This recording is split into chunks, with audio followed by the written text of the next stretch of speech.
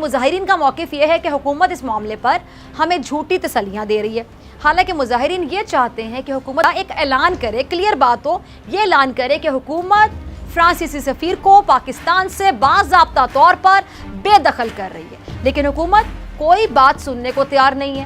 اور فواد چودھری تو قلعہ تنظیم کو کہہ رہے ہیں کہ اگر لچک دکھاؤ گے تو حکومت لچک دکھائے گی، اور اگر انارکی اور انتشار پھیلاؤ گے تو ریاست حرکت میں آئے گی۔ ہمارے مطالبات یہ ہیں کہ جو فرانس کا سفیر ہے اس کو یہاں سے دفع کیا جائے، کیونکہ حضور علیہ الصلوۃ والسلام ہر چیز برداشت کر لیتے ہیں۔ دیکھ اب کئی دن سے ہم روانہ ہو چکے ہیں۔ دیکھو جب آپ اپنی پولیس کو مارو گے، اس بیچارے ایس آئی کو مار کے، آج تو مجھے رونا آ گیا یار، اس کی وہ ویڈیو اور اس کا چھوٹا بچہ دیکھ کے، وہ ڈیوٹی کر رہا ہے اسٹیٹ کی۔ ایسا لگ رہا ہے کہ کرائسس کافی بڑا ہو گیا ہے گورنمنٹ کے لیے، اور اس کو سارٹ آؤٹ کرنے کی بھئی اگر یہ بیٹھے رہیں اور پورا پنجاب کٹ آف ہو جائے تو آپ کا نقصان کتنا ہو رہا ہے؟ اس کی وجہ یہ کہ دنیا میں 50 سے زیادہ مسلم ممالک ہیں، کہیں پر اس طرح کا فضیحہ نہیں ہو رہا، کہیں پر آپ اپنی املاک کو نہیں جلا رہے، کہیں پر آپ اپنی انسانیت پہ حملے نہیں کر رہے، عوام کو یہ وقت کے حکمران اگر امن چاہتے ہیں تو جو انہوں نے ہم سے معاہدہ کیا تھا وہی پورا کر دیں، وہ پورا کر دیں۔ یہ عوام کو تکلیف تو یہ حکمران دے رہے ہیں کہ پولیس پر سیدھی فائرنگ کی گئی، فائرنگ سے کچھ پولیس اہلکار شہید، کچھ زخمی ہوئے۔ آپ نے سب سے پہلے گھبرانا نہیں ہے۔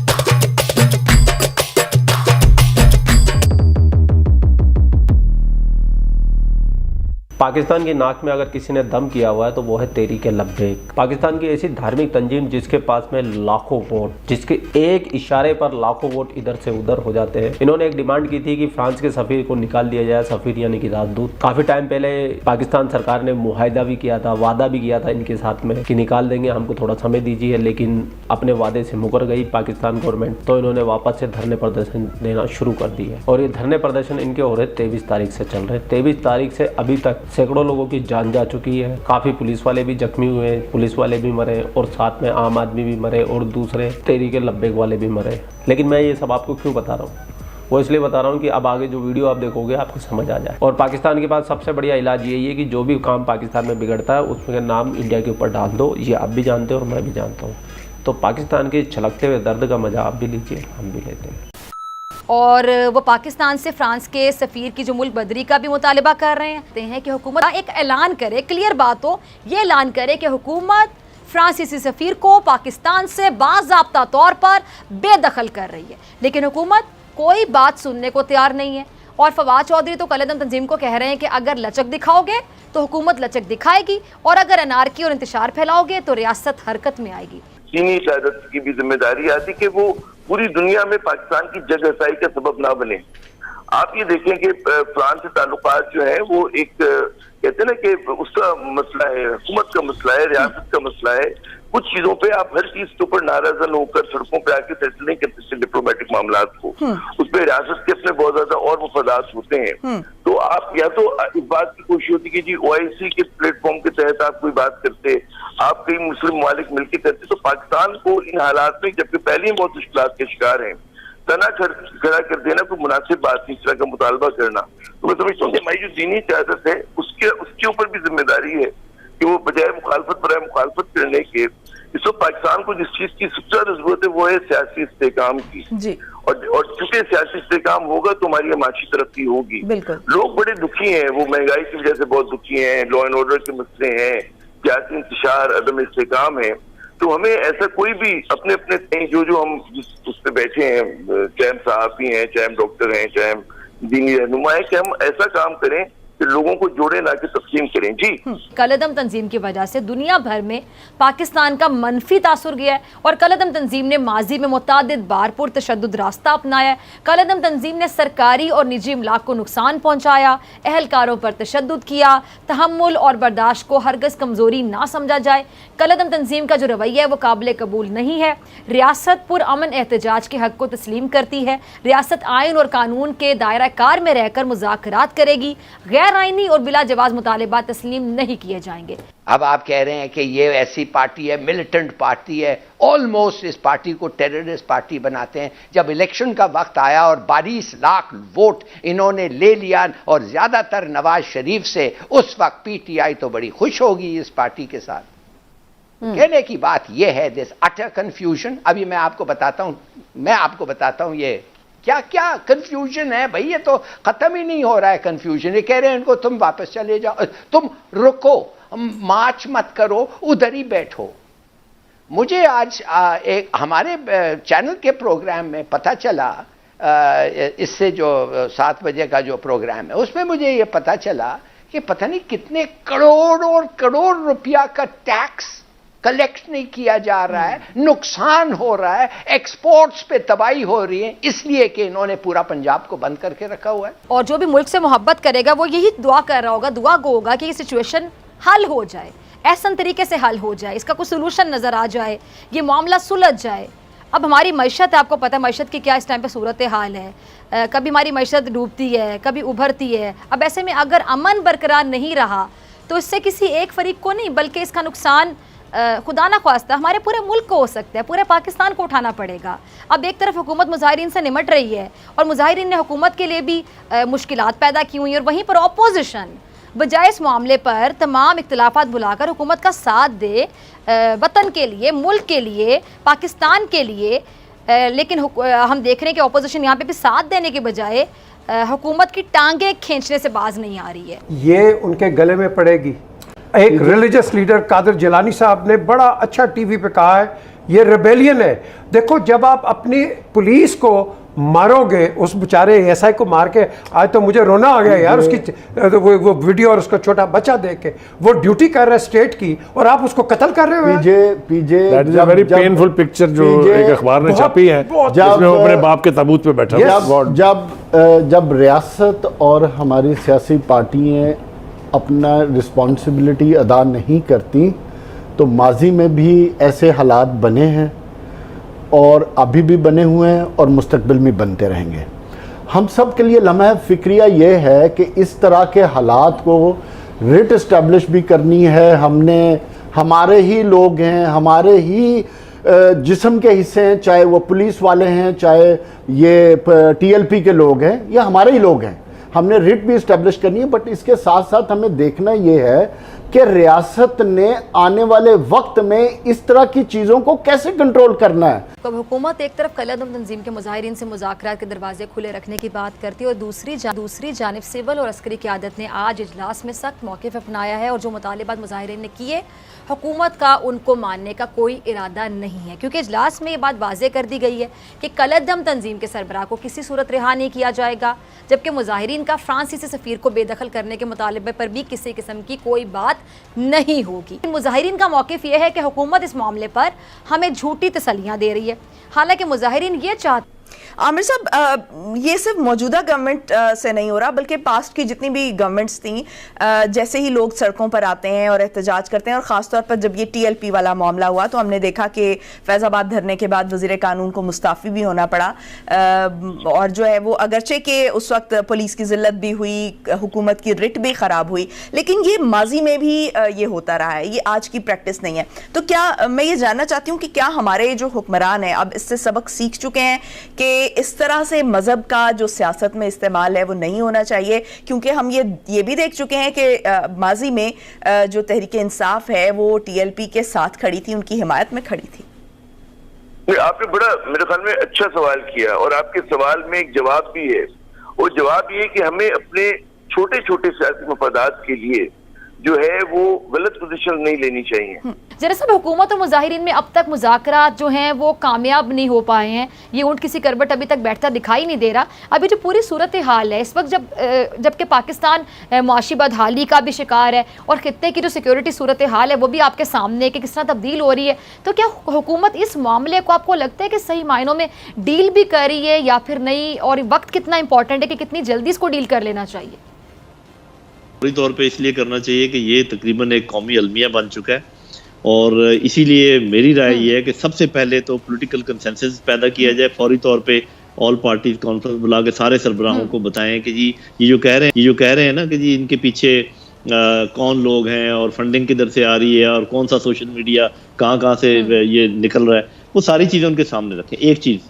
सेकंड बहुत इंपॉर्टेंट, रिलीजियस कंसेंसस, कि आप तमाम उलमा को जमा करें, उनको उनके सामने भी ये सबूत रखें और उनसे ये ऐलान करवाएं कि इस किस्म के जो मामलात हैं वो ये गैर इस्लामी हैं, ताकि ये जो लबादा ओढ़ा हुआ है ना पूरे मामले ने रिलीजन का, उसको अनफोल्ड किया, उसको ऊपर से उतारा जाए उस पट्टी को, ताकि नीचे से असल हक़ाइक़ जो है वो सामने आए।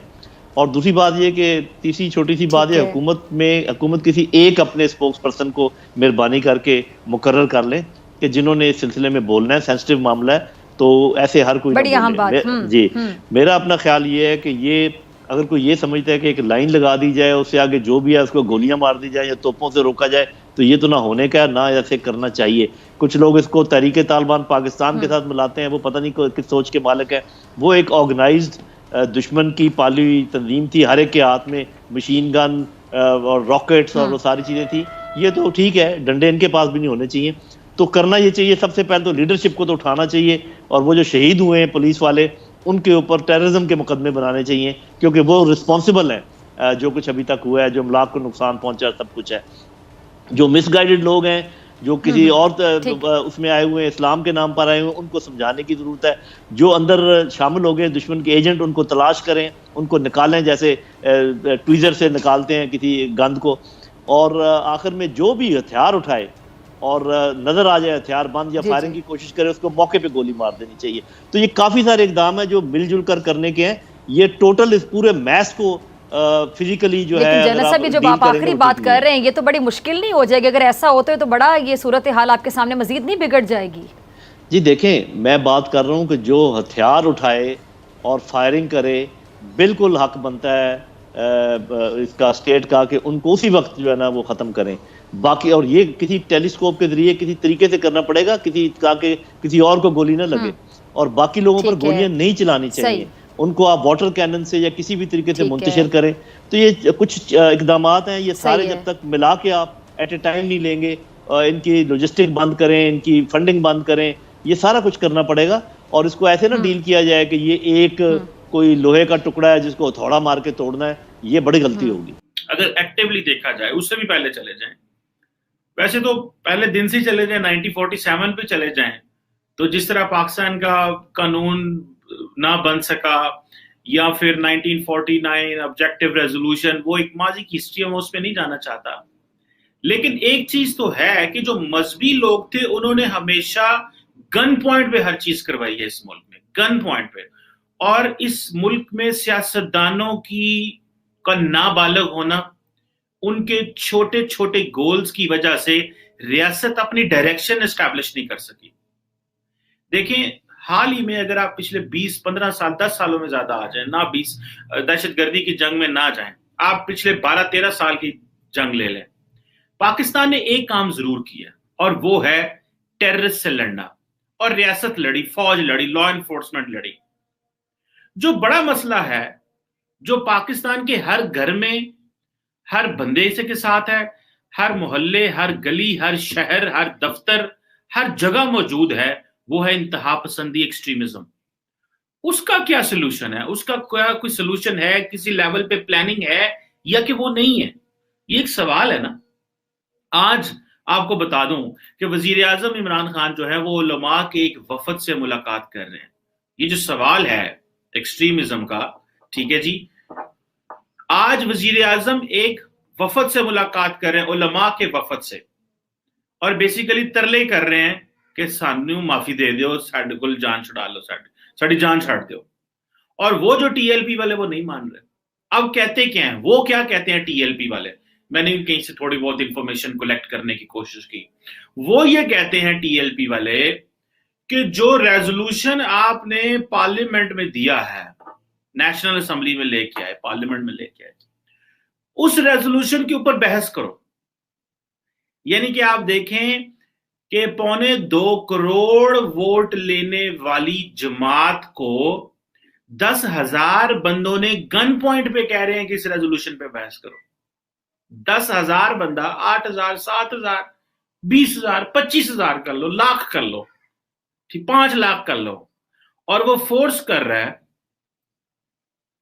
2.25 करोड़ वोट लेने वाली जमात को, और जिसको इसके अलावा PMLN भी डाल लें, पीपल्स पार्टी भी डाल लें और मजहबी जमातें भी डाल लें, वो 2.5-3 करोड़ वोट लेने वाली सियासी जमातों को गन पॉइंट पे कह रहे हैं इस पे बहस करो और फ्रांस के सफीर को यहां से निकालो, और सारी सियासी जमातें भाग गई हैं, सारे पाकिस्तान की सियासी जमातें भाग गई हैं, नून लीग भाग गई है। वो तो कहती है हम इस रेजोल्यूशन में हिस्सा ही नहीं लेंगे, हम क्यों हिस्सा लें और हम क्यों इलेक्शन हारें।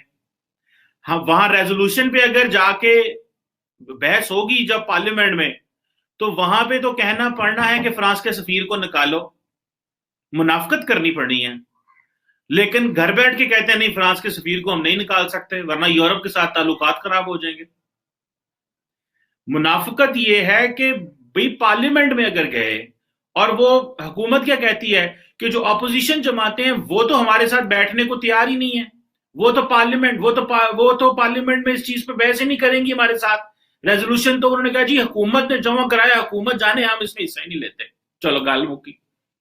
अच्छा, अगर वो हिस्सा नहीं लेंगे जनाब तो सिर्फ हुकूमत फंस गई।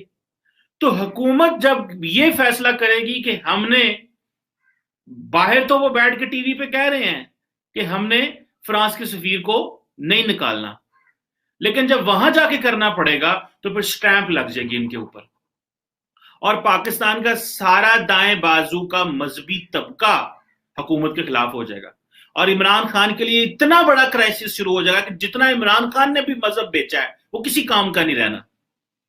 जितना इमरान खान साहब ने मजहब बेचा है, रहमतुल्लाह आलमीन अथॉरिटी बनाई, इस्लामोफोबिया पे बहस की, हर वक्त हर तकरीर में उन्होंने रियासत मदीना की बात की है, लेकिन कोई बंदा मानेगा ही नहीं।